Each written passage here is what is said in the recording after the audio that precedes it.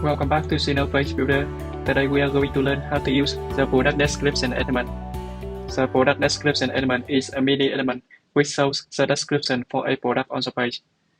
In order to use the product description element, we need first insert a product element into the page. By default, the product element has some mini elements inside: a product image, product title, product price, and product card button element.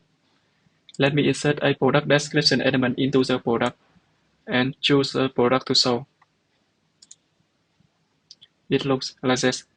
Let's walk through the options the product description element has to offer. First, we have product option that we can select the product to show. Then we can change the font, adjust the color,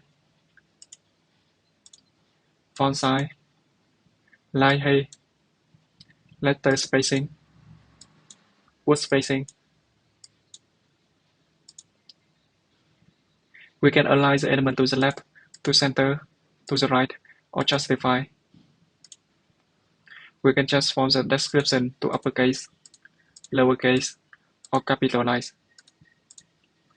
Then we can add underline, line through, or overline. Adjust font weight to normal, to bold, or to light. And make the description italic, like this. If you found this video helpful, please give it a thumbs up and don't forget to subscribe for more tutorials and tips on mastering Zeno Page Builder.